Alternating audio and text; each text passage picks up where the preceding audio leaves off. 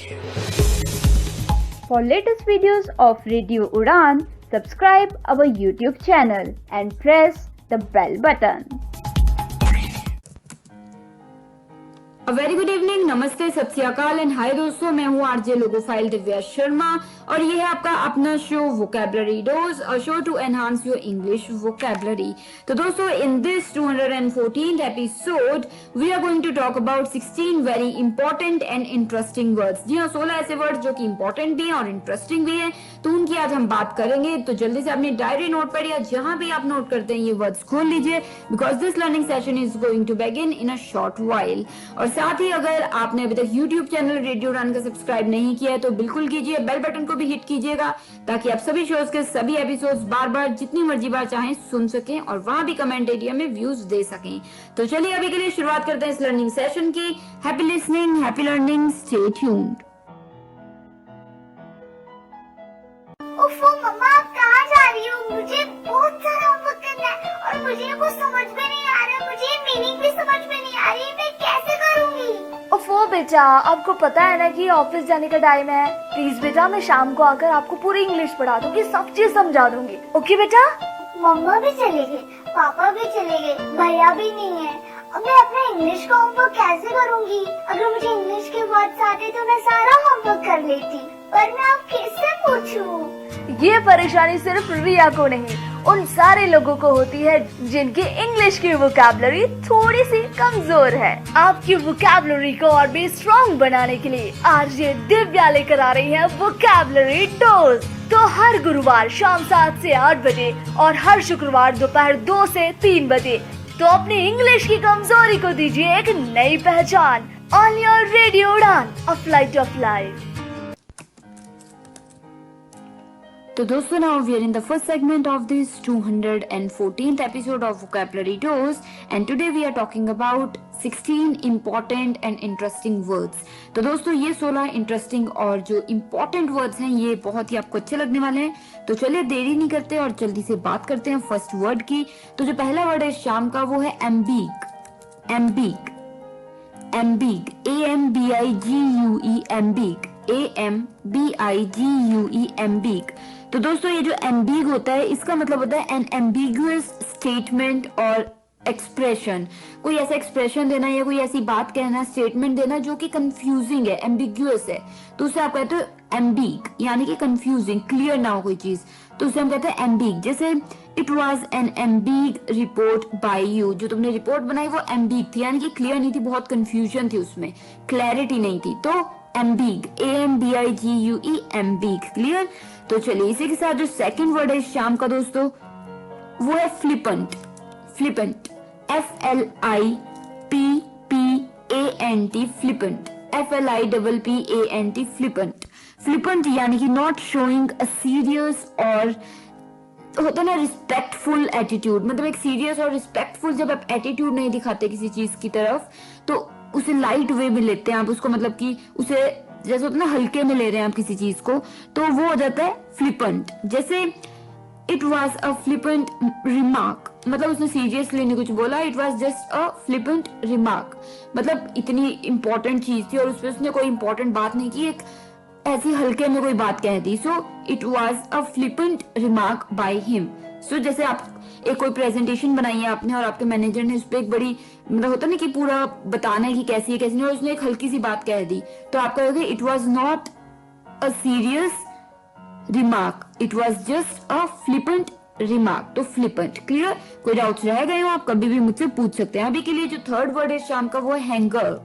Hanger, hanger यानी कि दोस्तों ये वो वाला हैंगर नहीं है जिसमें हम कपड़े टांगते हैं, ये हैंगर, HANGAR, हैंगर, यानी कि a large structure at an airport where aircraft can be stored and maintained. मतलब मोस्टली जो एयरपोर्ट वगैरह होता है वहां पे एक एरिया होता है जहाँ पे एरोप्लेन्स जो होते हैं, क्राफ्ट होते हैं, उन्हें वहां पे स्टोर किया जाता है या फिर उन्हें वहां पे क्या किया जाता है, वहां उनकी देख रेख की जाती है, उन्हें मेंटेन किया जाता है, तो उस एरिया को हम कहते हैं हैंगर, HANGAR, हैंगर, क्लियर। जैसे a large building with an extensive floor area typically for housing aircraft, में एक बहुत सी बिल्डिंग है उसमें बहुत ज्यादा एरिया बनाया हुआ है जहाँ पे आप एरोप्लेन या एयरक्राफ्ट को स्टोर करते हैं, उनको रिपेयर करते हैं, तो उस एरिया को हम हैंगर कह देते हैं। जैसे the aircraft is parked in the hanger, मतलब अभी जो एरोप्लेन है या एयरक्राफ्ट है वो भी हैंगर में खड़ा हुआ है, यानी कि जिसका खड़ने की एरिया होता है,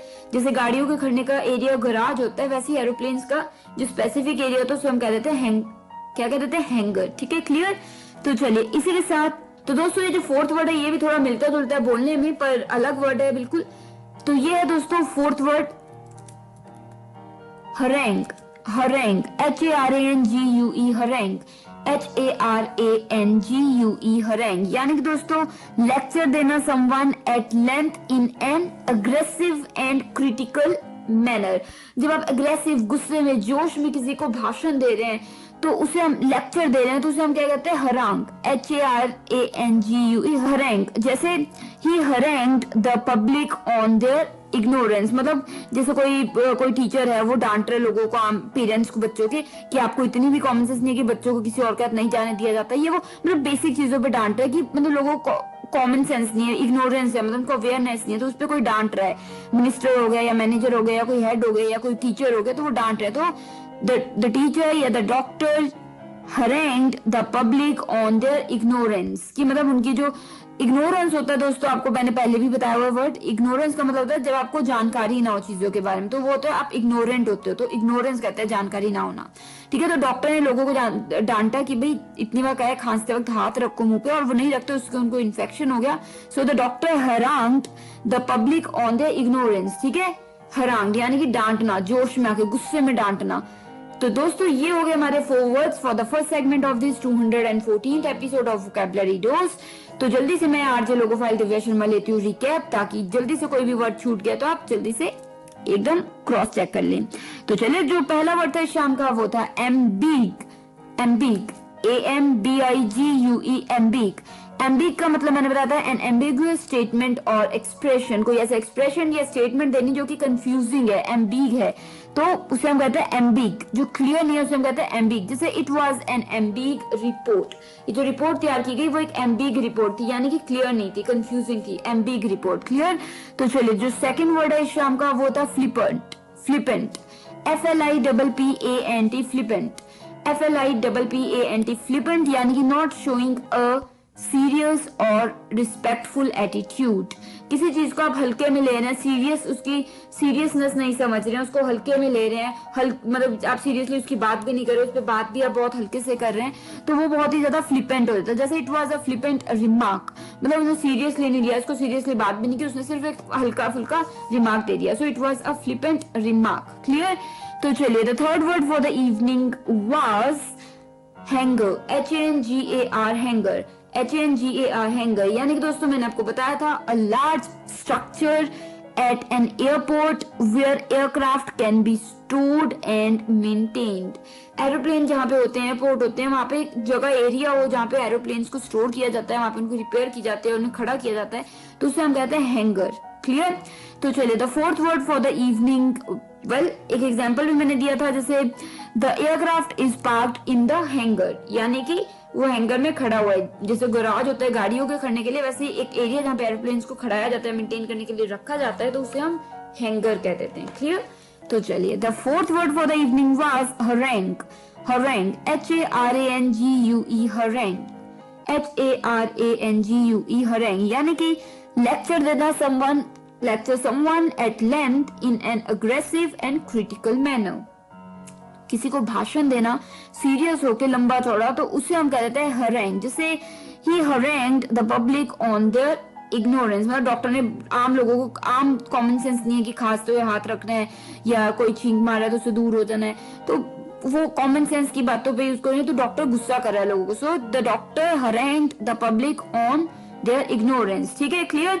तो दोस्तों ये हो गए हमारे 4 words for the first segment of this 214th episode of vocabulary dose. तो मैं आरजे लोगोफाइल दिव्या शर्मा लेती हूँ छोटी सी break, but I will be right back with the remaining segments. You stay tuned, we are listening to radio Udaan. Happy listening. तो दोस्तों now we are in the second segment of this 214th episode of Vocabulary Dose and today we are talking about 16 important and interesting words. तो चलिए without wasting any time let us move further towards the fifth word. तो जो पांचवा word है शाम का वो है berate. berate, B-E-R-A-T-E, berate, B-E-R-A-T-E, berate. जैसे मतलब होता है ना कि डांटना, किसी को झिड़के मारना, डांटना, तो उसे हम रिब्यूक करना, तो उसे हम क्या देते हैं berate. जैसे the principal berated the teachers for their wrong conduct. मतलब प्रिंसिपल ने टीचर्स को डांटा कि आपको ये इस तरीके से मैनेज करना था, आपने गलत तरीके से मैनेज क्यों किया. तो प्रिंसिपल ने मीटिंग बुलाई जिसमें सभी टीचर्स थे और उनको डांटा, जोर की डांट लगाई. So the principal berated, B-E-R-A-T-E, berate. ठीक है, पास में डी लग गया तो berated. क्लियर. तो चलिए the sixth word for the evening is heresy. heresy, H-E-R-E-S-Y, heresy. I repeat, H-E-R-E-S-Y, heresy.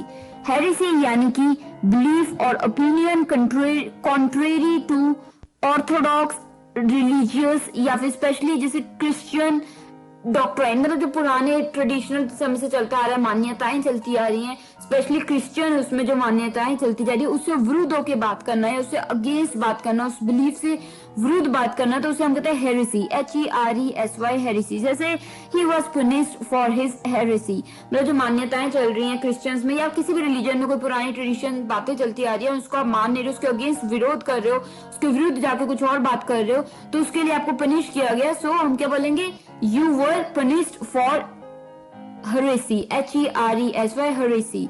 ठीक है, क्लियर. कोई डाउट रह जाए तो पूछ सकते हैं आप. हेरेसी हो गया इस तरीके से कि आप किसी मान्यता का विरुद्ध करके उसके अगेंस्ट बोल रहे हैं, तो हेरेसी. ठीक है, क्लियर. तो चलिए the seventh word for the evening is hiatus. hiatus, hiatus, H-I-A-T-U-S, hiatus, H-I-A-T-U-S, hiatus. यानी कि दोस्तों अ पॉज और ब्रेक इन होता है कॉन्टिन्यूटी इन अ सीक्वेंस और एक्टिविटी. कोई एक्टिविटी हो रही है, कोई सीक्वेंस चल रहा है, उसमें ब्रेक लग जाए बीच में या पॉज हो जाए, मतलब छोटी सी ब्रेक आ जाए, तो उसे हम कहते हैं hiatus. H-I-A-T-U-S, hiatus. जैसे there was a brief hiatus in the war with France. मतलब जब फ्रांस के साथ वॉर चल रहा था तो बीच में कुछ ऐसा समय था जब पॉज था, रुका हुआ था. ये जो वॉर चल रहा था, लड़ाइयां चल रही थी, युद्ध चल रहा था, महायुद्ध चल रहा था, वो थोड़ी देर के लिए रुक गया था. कुछ दिनों के लिए हो सकता है, कुछ महीनों के लिए हो सकता है. तो उसे हम क्या कहते हैं, हाइटस. क्योंकि जो वॉर होते हैं वो सालों चलते हैं, सालों भर चलते हैं कई बार. So there was a brief hiatus in the war with France. France का जब वॉर होता है उसमें कुछ समय के लिए ब्रेक लगी थी. सो उसे हम क्या कहते हैं, हाइटस. हाइटस यानी कि अ पॉज और break in continuity. Clear, got it. कोई डाउट्स रह गए हैं आप पूछ सकते हैं. तो अभी के लिए जो एट्थ वर्ड है दोस्तों वो है histrionic. Histrionic, H-I-S-T-R-I-O-N-I-C, histrionic. H-I-S-T-R-I-O-N-I-C, histrionic. यानी कि दोस्तों एक्सेसिवली थियोटिकल और ड्रामेटिक इन कैरेक्टर और स्टाइल. कोई चीज स्टाइल में, अपने तरीके में बहुत ज्यादा ड्रामेटाइज है, बहुत ज्यादा, मतलब थियोरेटिकल थिएटर नहीं होता जैसे बहुत ज्यादा ओवर एक्टिंग करते हो करना या बहुत ज्यादा ड्रामेटाइज करके ड्रामा करते हो करना, तो उसे हम कहते हैं क्या कहते थे हम उसे, हिस्ट्रोनिक. H-I-S-T-R-O-T-R-I-O-N-I-C, histrionic. ठीक है, क्लियर. जैसे हिस्ट्रियोनिक का एक एग्जाम्पल दूंगी आपको क्लियर हो जाएगा. हिस्ट्रियोनिक आउटबर्स्ट, मतलब उसे बहुत जोर की गुस्सा आया और वो एकदम से फट गया, तो वो ड्रामा, बड़ा ही ड्रामा करते हुए उसने डांटा, बोलने लगा. सो इट वाज अ क्या हो गया, हिस्ट्रियोनिक आउटबर्स्ट. ठीक है, या फिर हिस्ट्रियोनिक जेस्टर्स. कोई जेस्टर्स कर रहा है, बड़ा ही स्टाइल मार के जेस्टर्स कर रहा है, सो आप क्या करो, दे वर या दीज वर्ड या these are histrionic gestures. Clear. तो दोस्तों ये हो गए हमारे 4 words for the second segment of this 214th episode of vocabulary dose. So let me take a quick recap for your ease and convenience. तो दोस्तों fifth word for the evening was berate, BERATE, berate, यानी कि the Prinsep, जैसे होता है ना किसी को डांट लगानी, फटकार लगानी, रिब्यूक करना, तो उसे हम कहते थे बरेट करना। जैसे the principal berated the teachers for their wrong conduct, कि उनके गलत काम के लिए, गलत चीजों के लिए उसे डांटा, मतलब टीचर्स को डांटा या किसी को डांटा, तो वो बरेट करना होता है, BERATE, बरेट। तो चलिए the sixth word for the evening was heresy, heresy, heresy, HERESY, heresy, यानी कि बिलीफ और opinion contrary to orthodox religious, especially Christian doctrine, जो लिखित में चीजें हैं पुराने समय से चलती आ रही हैं कोई रिलीजन में, स्पेशली क्रिश्चियंस में, उसके विरुद्ध जाके बात करना, उससे अगेंस्ट बात करना, तो उसे हम कहते हैं हेरेसी, HERESY, हेरेसी। जैसे he was punished for heresy, क्योंकि उसके विरुद्ध बात की, उसने उसके विरुद्ध जाके काम किया, तो उसको उसके लिए पनिश किया गया, so he was punished for heresy. ठीक है, clear.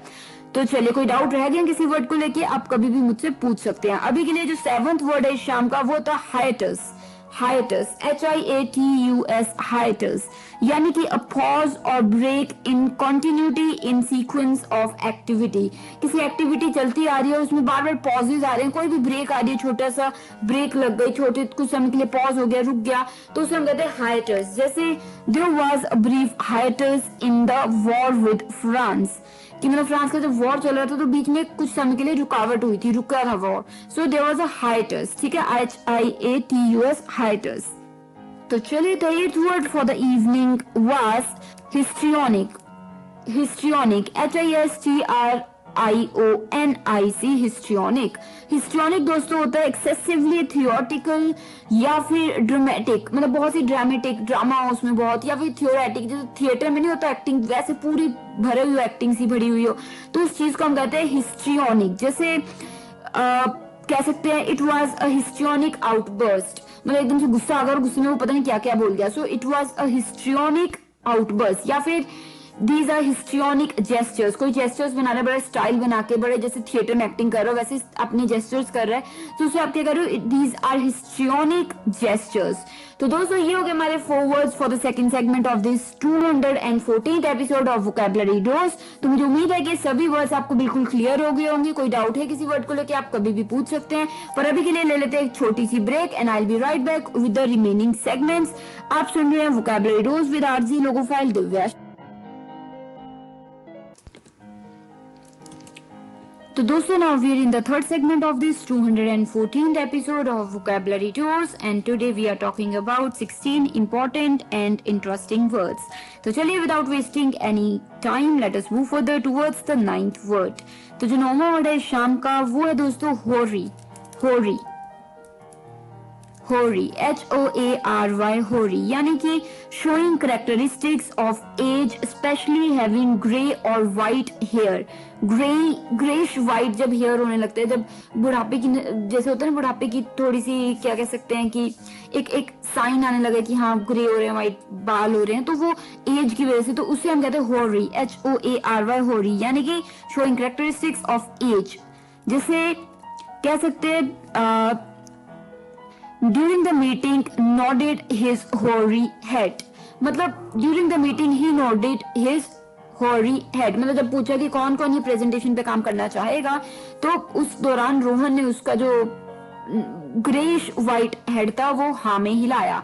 So during the meeting Rohan nodded his होरी हेड, होरी हेड यानी कि ग्रेश हेड, यानी कि मतलब बुढ़ापे की निशानी। इससे आपको पता लगेगा, मैं एक सेंटेंस कहीं भी किसी को भी बोलूं कि during the meeting Rohan nodded his होरी हेड, यानी कि हम समझ जाएंगे कि जो रोहन है वो थोड़ा बूढ़ा है, बुढ़ापे की तरफ है, कि व्हाइट ग्रेश बाल होने लगे उसके, तो इससे पता लग जाता है। ठीक है, नहीं तो मैं ये भी कह सकती हूँ Rohan nodded his head, but हम कह रहे हैं रोहन नोडेड हिज होरी हेड, यानी कि ग्रेश व्हाइट। क्लियर। तो चलिए अभी के लिए अगर कोई डाउट रह गए आप कभी भी मुझसे पूछ सकते हैं। और अब चलते हैं हम 10th वर्ड की तरफ, हाइपोकॉन्ड्रिया। 10th वर्ड है hypochondria, HYPOCHONDRIA, hypochondria. I repeat, hypochondria, HYPOCHONDRIA, hypochondria, यानी कि a state in which a person continuously worries about their health without having any reason to do so. मतलब कोई व्यक्ति हर वक्त फालतू में अपनी तबीयत के बारे में सोचता रहे, पैनिक करता रहे, जबकि उनको कोई रीजन नहीं है, बिल्कुल ठीक है, बिल्कुल स्वस्थ है, बिल्कुल हेल्थ सही है, फिर भी वो सोचता रहे, तो उसे हम कहते हैं हाइपोकॉन्ड्रिया। हाइपोकॉन्ड्रिया HYPOCHONDRIA हाइपोकॉन्ड्रिया बताया मैंने, अ state in which a person consistently या continuously worries about their health when they have no reason to do so। कोई बिल्कुल स्वस्थ है, बिल्कुल फिट है, बिल्कुल हेल्दी है, कोई प्रॉब्लम नहीं है, कोई बीमारी नहीं, फिर भी वो हर वक्त रोता रहे, सोचता रहे कि मेरी तबीयत खराब हो जाएगी, मैं खराब हूँ, मेरी तबीयत खराब हो रही, तो उसे हम कहते हैं हाइपोकॉन्ड्रिया। ठीक है, हाइपोकॉन्ड्रिया। तो अगर कोई डाउट है इस वर्ड को लेके आप पूछ सकते हैं। तो यहाँ पे सेंटेंस बना देती हूँ, hypochondria has gripped the nation. मतलब आजकल कंट्री में बात कर लीजिए तो 90% लोग सोचने लगते हैं हमें तो ये हो गया, हमें वो हो गया, हमारी तबीयत खराब होगी, जबकि वो बिल्कुल ठीक है। सो जो कंट्री है वो जकड़ी जा रही है हाइपोकॉन्ड्रिया में, यानी कि most of the people are thinking that they are not well, they are not fit, they are not healthy, they have this problem, that problem, this disease, that disease. So this is what we call hypochondria. Clear? तो चलिए अभी के लिए 11th word for the evening is, well दोस्तों, hypochondria एक ऐसा word है जो शायद बहुत से लोगों को सेट बैठेगा। आप अगर सोचोगे तो आपकी सर्कल में भी कोई ना कोई ऐसा जरूर मिलेगा आपको। एनीहाउ, अभी के लिए जो 11th वर्ड है दोस्तों वो है इग्नोमी। इग्नोमी, IGNOMINY, इग्नोमी, IGNOMINY, इग्नोमी, यानी कि स्टेट ऑफ डिसऑनर। मतलब कोई ऐसी स्थिति, ऐसी सिचुएशन जहाँ पे आपकी रिस्पेक्ट बिल्कुल खराब, मतलब आपका बिल्कुल अपमान हो रहा है, आपका मतलब बिल्कुल रिस्पेक्ट नहीं हो रही है, आपको बिल्कुल ऑनर नहीं हो रहा है, आपको मतलब आपकी बेइज्जती होगी, एक तरीके से एम्बैरेस हो गए आप, बहुत बेइज्जती होगी, तो उसे हम कहते हैं इग्नोमिनी। जैसे suffered the ignominy of being sent to prison, मतलब उसे किसी कारणों की वजह से जेल जाना पड़ा, तो उसे वो जो बेइज्जती है वो उसे फेस करनी पड़ी, उसका सामना करना पड़ा उस बेइज्जती का। सो he suffered the ignominy of being sent to the jail या sent to the prison। so ignominy। ठीक है, क्लियर? तो चलिए अभी के लिए जो 12th वर्ड है इस शाम का वो है immutable। immutable, IMMUTABLE, immutable, IMMUTABLE, immutable, यानी कि not subject or susceptible to change or variation in form of quality or nature। कोई चीज किसी भी तरीके से, चाहे क्वालिटी में या फिर नेचर में या उसके शेप में चेंज ना हो, सेम रहे, तो उसे हम कहते हैं इम्यूटेबल। IMMUTABLE, immutable. जैसे it is an immutable fact, मतलब एक ऐसा फैक्ट है जो कि चेंज नहीं हो सकता। अगर सूरज इस तरफ से निकलता तो इस तरफ से ही निकलेगा, दूसरी तरफ से नहीं निकलेगा। ठीक है, so it's a fact which is immutable. Clear? चलिए जल्दी से एक रिकैप ले लेते हैं इस थर्ड सेगमेंट का। जो 9वां वर्ड था शाम का वो था हॉरी, HOARY, हॉरी, यानी कि showing characteristics of age, especially having grey और व्हाइट हेयर। जैसे ग्रेइश व्हाइट बाल होने लगे तो उसे आप कह सकते हैं हॉरी। जैसे Rohan nodded his hoary head during the meeting, मतलब मीटिंग में उसने जो रोहन ने अपना हाथ सिर हिलाया, ग्रेइश व्हाइट सिर हिलाया, तो ग्रेइश व्हाइट सिर हिलाया मीटिंग के दौरान, तो ग्रेइश व्हाइट हेड को हमने कह दिया हॉरी, HOARY, हॉरी। जैसे Rohan nodded his hoary head. Clear? तो चलिए the 10th word for the evening was hypochondria. Hypochondria, HYPOCHONDRIA, hypochondria. Hypochondria यानी कि a state in which a person continuously worries about their health without having any reason to worry about it। मतलब कोई व्यक्ति हर वक्त tension लेता रहे, worry करता रहे, पैनिक करता रहे अपनी हेल्थ को लेके, जबकि उनको कोई रीजन नहीं है इस चीज को हेल्थ को लेके सोचने का, तो उसे हम कहते हैं हाइपोकॉन्ड्रिया। HYPONCHONDRIA, hypochondria. जैसे hypochondria has gripped the nation, मतलब नेशन में बिल्कुल जकड़ लिया, कंट्री को जकड़ लिया इस हाइपोकॉन्ड्रिया ने, कि एक ऐसी सोच ने जिसमें आधे से ज्यादा लोग सोचते हैं कि उन्हें ये प्रॉब्लम है, वो प्रॉब्लम है, जबकि वो बिल्कुल ठीक है। सो हाइपोकॉन्ड्रिया। क्लियर? कोई डाउट्स रह गए आप कभी भी मुझसे पूछ सकते हैं। अभी के लिए जो 11th वर्ड है इस शाम का वो था ignominy. Ignominy, IGNOMINY, ignominy, IGNOMINY, ignominy, यानी कि स्टेट ऑफ डिसऑनर, की ऐसी स्थिति आ रही है जहाँ पे आप एम्बैरेस हो रहे हैं, आपकी बहुत बेइज्जती हो रही है, आपको बहुत बेइज्जती महसूस हो रही है, फील कर रहे हैं आप बेइज्जती, तो उसे आप कहते हैं इग्नोमिनी। जैसे suffered the ignominy of being sent to the prison, मतलब उसे सामना करना पड़ा उस शर्म का, उस जैसे होता है ना, उस एम्बैरेसमेंट का, जिसकी वजह से उसे जेल जाना पड़ा था। तो वो जो चीज थी कि वो जेल जाके आया, उस होता ना कि किसी कईयों को थोड़ा सा वो फील होने लगता है कि अरे होता है ना, तो उस फीलिंग को हम क्या कहते हैं, इग्नोमिनी। जैसे ही suffered the ignominy of being sent to the jail या प्रिजन वटेवर, ठीक है, तो इग्नोमिनी। क्लियर? कोई डाउट रह गया हम पूछ सकते हैं आप। तो जो 12वां वर्ड था शाम का वो था immutable. Immutable, IMMUTABLE, immutable, IMMUTABLE, immutable, यानी कि नॉट सब्जेक्ट और ससेप्टेबल टू चेंज और वेरिएशन इन फॉर्म और क्वालिटी और नेचर। नेचर या क्वालिटी में या फॉर्म में, तरीके में कोई चीज चेंज ना हो सके, वैसी रहेगी वो, तो उसे हम कहते हैं इम्यूटेबल। जैसे it is an immutable fact कि सूरज इधर से ही निकलता है, वो दूसरी तरफ से नहीं निकल सकता, वो इधर से ही निकलेगा। So it is an immutable fact. तो दोस्तों ये हो गए हमारे 4 words for the third segment of this 214th episode of vocabulary dose. तो मैं आरजे लोकोफाइल दिव्या शर्मा लेती हूँ एक छोटी सी break and I will be right back with the remaining words. You are listening to vocabulary dose only on radio Udaan, a flight of life. So दोस्तों, now we are in the fourth segment of this 214th episode of Vocabulary Dose and today we are talking about 16 important and interesting words। तो चलिए कदम बढ़ाते हैं अब 13वें word की तरफ और जो कि है impecunious। impecunious, IMPECUNIOUS, impecunious। I repeat, impecunious, IMPECUNIOUS, impecunious, यानी कि not having enough money to pay for necessities. दोस्तों कई लोग होते हैं ना जो नेसेसिटी, जैसे खाना पानी, रोज का जो खाना होता है, कपड़ा होता है, तो उसके लिए भी उनके पास पैसे नहीं होते, नेसेसिटीज के लिए भी पैसे नहीं होते, तो उन्हें हम कहते हैं इम्पेक्यूनियस। ठीक है, not having enough money means impecunious. जैसे the impecunious gentleman asked for a loan, मतलब एक ऐसा आदमी ने लोन के लिए कहा। ऐसा आदमी, कैसा आदमी? जिसके पास खाने के लिए भी पैसा नहीं है। सो द इम्पेक्यूनियस, तो इम्पेक्यूनियस यहाँ पे एडजेक्टिव की तरह यूज हुआ है, the impecunious gentleman. So impecunious यानी कि very poor, extremely poor, who has not having even a penny to have food. ठीक है, इम्पेक्यूनियस। क्लियर? तो चलिए, the 14th word for the evening is impoverished। impoverished, IMPOVERISHED, impoverished। I repeat, IMPOVERISHED, impoverished, यानी कि poor enough to need help from others। कोई इतना गरीब हो जिसे औरों से पैसे मांगने की जरूरत पड़े, या गरीब वही है जिसको दूसरे से मांगना पड़े, है ना, तो वो impoverished, उसे हम कहते हैं impoverished। जैसे these struggles produce considerable stress in the lives of the impoverished and their families।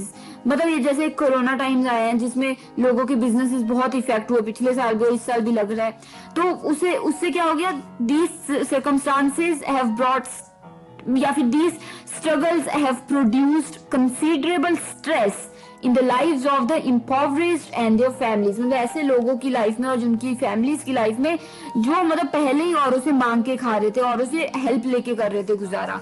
ठीक है, सो impoverished। क्लियर? तो चलिए इसी के साथ 15th and the second last word for the evening is incantation। incantation, INCANTATION, incantation। incantation, INCANTATION, incantation का मतलब होता है a series of words said as a magic spell or charm। मतलब होता है ना कई मैजिकल वर्ड्स बोलते हैं जिससे वो कहते हैं कि ये हो जाएगा, वो हो जाएगा, ऐसा हो जाएगा, ऐसा हो जाएगा, तो वो मैजिक जादू के मंत्र जो होते हैं उन्हें हम कह देते हैं incantation, INCANTATION, incantation। जैसे an incantation to raise the dying, मतलब कोई अगर मर रहा है उसे कोई जादुई मंत्र बोलना जिससे कि वो मरता मरता भी वापस कोमा से बाहर आ जाए, या फिर मरता मरता भी वो बिल्कुल तंदुरुस्त हो जाए। सो an incantation to raise the dying, मतलब कुछ लोग हैं वो लगातार मंत्र बोली जा रहे हैं, वर्ड्स बोली जा रहे हैं ताकि जो मर रहा है व्यक्ति वो बिल्कुल ठीक हो जाए, एकदम से उठ जाए, के बैठा हो जाए। सो क्या कह सकते हैं, there is an incantation to raise the dying. Incantation यानी कि चांटिंग हो रही है वर्ड्स की कुछ, ठीक है, मंत्र बोले जा रहे हैं, कुछ भी बोला जा रहा है, मैजिकल वर्ड्स। ठीक है, इनकेंटेशन। क्लियर? तो अगर कहीं वर्ड यूज हो तो आपको पता होना चाहिए इसका मतलब क्या है। अभी के लिए जो 16th and the last word है शाम का वो है इंसिपिएंट। इंसिपिएंट, INCIPIENT, इंसिपिएंट। आई रिपीट, इंसिपिएंट, INCIPIENT, इंसिपिएंट, यानी कि ओनली पार्टली इन एग्जिस्टेंस, कोई चीज जो आधी अधूरी हो, भी पूरी तरीके से ना हो, आधी अधूरी बनी हो, इम्परफेक्टली फॉर्म्ड, मतलब आधा उधर उसमें कुछ कुछ अभी चीजें रहती हैं बननी, कमी है जिसमें अभी, तो उसे हम कह देते हैं क्या कहते हैं, इंसिपिएंट, INCIPIENT, इंसिपिएंट। जैसे इट इज एन इंसिपिएंट ट्यूमर, मतलब ये जो अभी ट्यूमर है आपके पेट में वो अभी इंसिपिएंट है, मतलब पूरी तरीके से डेवलप नहीं, थोड़ा ही ट्यूमर अभी स्टार्ट ही हुआ है, आधा अधूरा ही है, पूरी तरीके से नहीं हुआ है। सो इंसिपिएंट, क्लियर। तो दोस्तों ये हो गए हमारे 4 words for the 4th segment of this 214th episode of vocabulary dose. तो मुझे एक जल्दी से रिकैप लेना होगा आपकी आसानी के लिए। तो चलिए, जो 13वां वर्ड था इस शाम का वो था इम्पिक्यूनियस, इम्पिक्यूनियस, IMPECUNIOUS, इम्पिक्यूनियस। इम्पिक्यूनियस का मतलब मैंने बताया था not having enough money to pay for necessities, मतलब जो एसेंशियल चीज होता है, नेसेसिटीज होती है, जैसे खाना 3 टाइम का या 1 टाइम का भी खाना मिल जाए, पानी, कपड़े, तो वो भी किसी के पास नहीं है, तो वो हो गया इम्पिक्यूनियस स्थिति हो गई। जैसे या इम्पिक्यूनियस पर्सन हो गया जिसके पास ये चीजें भी लेने के लिए पैसे नहीं है। जैसे the impecunious gentleman asked for the loan, मतलब इम्पिक्यूनियस जेंटलमैन जिसके पास की खाने के लिए भी पैसे नहीं है, उसने लोन के लिए कहा। सो इम्पिक्यूनियस पर्सन, ठीक है, क्लियर। तो चलिए, the 14th word for the evening was impoverished, impoverished, IMPOVERISHED, impoverished. Impoverished यानी कि poor enough to need help from others, को इतना गरीब हो जिससे औरों से मदद मांगनी पड़े, तो उसे हम कहते हैं इम्पोवरिश्ड। जैसे these struggles produce considerable stress in the lives of impoverished and their families, जैसे कोरोना टाइम से उन्होंने और तकलीफें ले आई ऐसे लोगों की लाइफ में जो पहले ही और लोगों से हेल्प ले लेके अपनी जिंदगी को गुजारा कर रहे थे। तो impoverished people की लाइफ में और भी स्ट्रगल्स ले आई और भी प्रॉब्लम्स ले आई।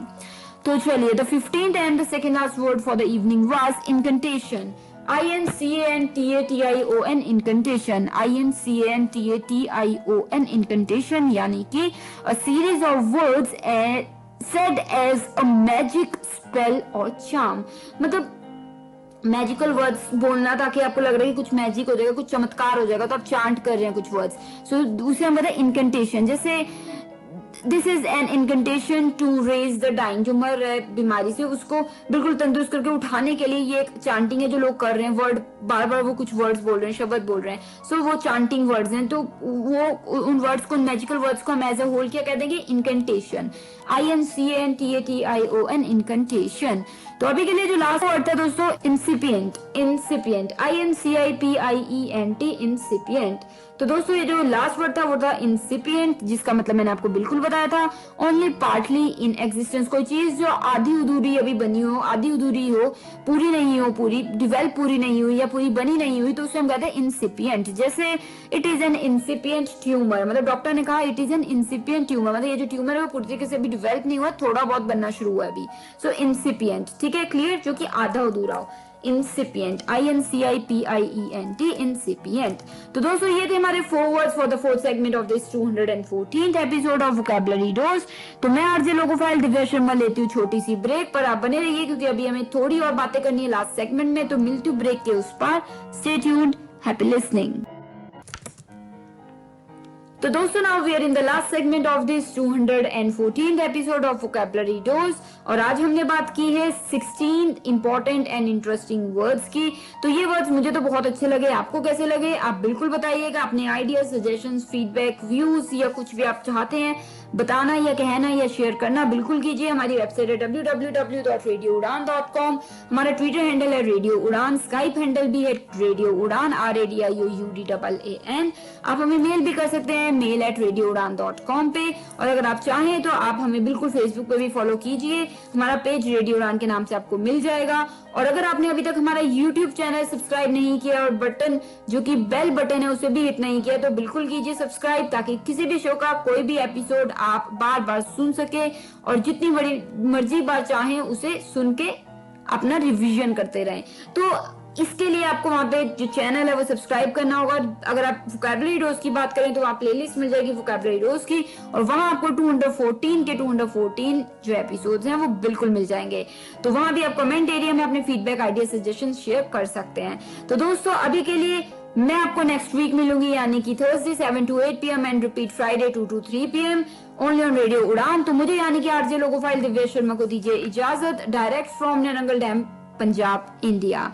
तो चलिए मैं मिलूंगी नेक्स्ट वीक, तब तक अपना ध्यान रखिए, मास्क पहनिए, सोशल डिस्टेंसिंग का बिल्कुल जो रूल्स हैं वो फॉलो कीजिए ताकि आप बिल्कुल स्वस्थ रहें, हेल्दी रहें। तो मैं यही प्रे करूंगी कि मेरे जितने भी लिसनर्स हैं वो बिल्कुल स्वस्थ रहें, सेफ रहें और बिल्कुल अच्छी हेल्थ में रहें। तो इसी के साथ ये वर्ड्स का जरूर यूज कीजिएगा और अगर कोई डाउट्स रह गए तो क्लियर भी कीजिएगा। तो मैं लेती हूँ इजाजत। Take care of yourself, good luck, happy listening. You are listening. Radio U, a flavoured life. www.radioU.com.